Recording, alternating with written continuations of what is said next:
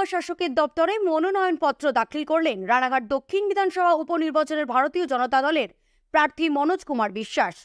এদিন বিজেপির রানাঘাট দক্ষিণ সাংগঠনিক জেলা পার্টি অফিস থেকে শোভাযাত্রা সহকারে মহকুমা শাসকের দপ্তরে আসেন বিজেপি প্রার্থী।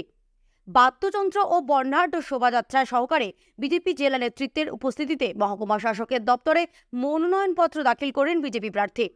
উপস্থিত ছিলেন বিজেপির জেলা সভাপতি বিধায়ক পার্থসারথী চট্টোপাধ্যায়, বিধায়ক বঙ্কিম ঘোষ, বিধায়ক অসীম বিশ্বাস সহ অন্যান্য পদাধিকারী বৃন্দ। রানাঘাট দক্ষিণ বিধানসভা কেন্দ্রের উপনির্বাচনের মনোনয়নপত্র দাখিলকে কেন্দ্র করে বিজেপি কর্মী সমর্থকদের মধ্যে উৎসাহ উদ্দীপনা ছিল চোখে পড়ার মতো।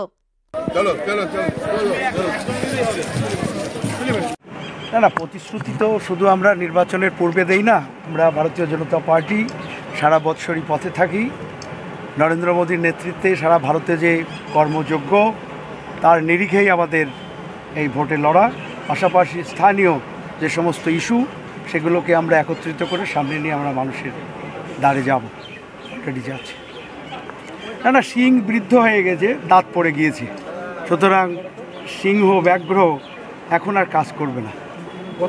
আমরা প্রমাণিত যে রানাঘাট দক্ষিণ বিধানসভা বিজেপির উর্বর ক্ষেত্র, সেটা বারবার প্রমাণ হয়েছে।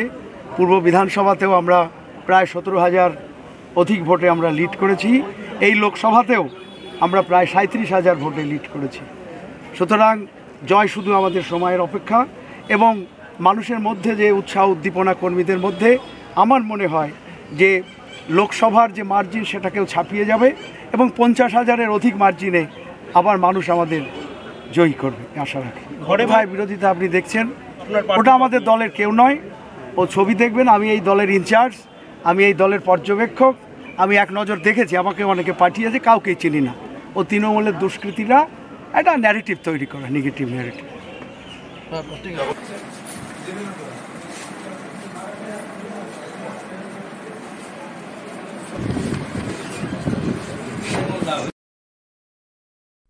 ব্যুরো রিপোর্ট, বর্তমান ভারত।